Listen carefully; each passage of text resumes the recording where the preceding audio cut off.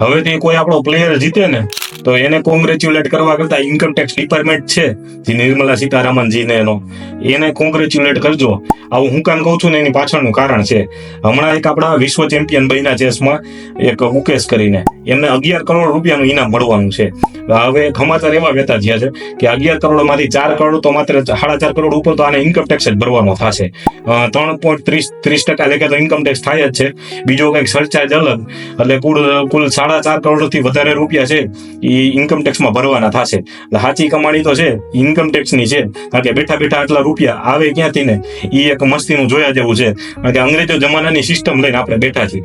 જે આ income tax ડિપાર્ટમેન્ટને Mukesh છે એ 4.5 કરોડ રૂપિયા ઉપર આપશે, એમાંથી એને કેટલા ફાયદો થયો ને અત્યાર સુધીમાં એ એક વિચાર્યા જેવું છે.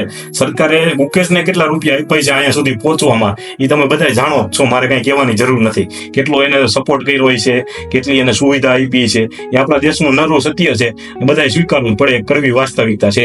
1 રૂપિયાનો ફાયદો સરકારે એને નહીં કર્યો હોય, પણ જે અત્યારે જ્યારે એ કમાઈને લઈ આવે છે, આટલું ગૌરવ જેવું નામ કરીને લઈ આવે છે, ભારતનું ગૌરવવંતું નામ કરીને લઈ આવે છે, ત્યારે એમાંથી ઇન્કમ ટેક્સ લેવા પહોંચી જશે. એટલે આ એક કડવી વાસ્તવિકતા છે આપણા દેશની, કે આપણે 10 લાખ કદાચ કમાતા હોય ને તો એમાંથી 58% જેવો તો છે ને આપણે સરકારને ટેક્સ જ ભરી દેવાનો છે. કેવી રીતે કહું છું એ ગણાવું, કારણ કે અમુક વળી પાછા કોમેન્ટમાં એમ કહેશે ના ના 30% લેખે 3 લાખ રૂપિયા જ થાય, પણ 30% નહીં, 30% તો તમે ઇન્કમ ટેક્સ ભરો છો, તે પછી માથે 28% સુધી જીએસટી ભરો છો, એટલે કુલ થયા 58%. એટલે જ્યારે તમારી આવકના 50%થી વધારે તમારે જો ટેક્સમાં ભરવા પડતા હોય ને તો તમારે જનતાએ છે ને એ વિચારવાની જરૂર છે, જનતાએ જાગવાની જરૂર છે.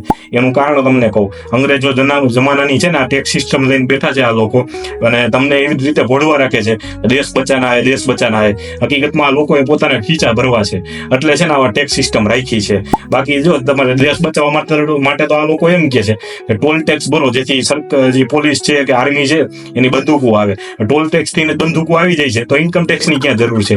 અને કદાચ ઇન્કમ ટેક્સ થી બધું આર્મી ને બધું હાલે છે દેશના ખર્ચા, તો પછી જીએસટી ની ક્યાં જરૂર છે? આ તમને રમડવાના ધંધા છે, પાણી વેરો, ઘર વેરો આવી રીતે કરી ને તમને લૂંટે જ છે. એટલે આજે અંગ્રેજો જમાનાની સિસ્ટમ છે ને, 1 નેશન 1 ઇલેક્શન નહીં, પણ અત્યારે 1 નેશન એક જ ટેક્સ લઈ આવવાની જરૂર છે. આટલા બધા ટેક્સ જે છે ને બધા ટેક્સ બંધ કરવાની જરૂર છે. કોર્પોરેશનને અલગ ટેક્સ ભરવાનો, ગુજરાત સરકારને અલગ ટેક્સ ભરવાનો, કેન્દ્ર સરકારને અલગ ટેક્સ ભરવાનો, આ બધું રદ કરી અને 1 નેશન 1 ટેક્સ લઈ આવો ને તો તમે સાચા કહેવો, બાકી તમે લૂંટવા જ આવ્યા છો.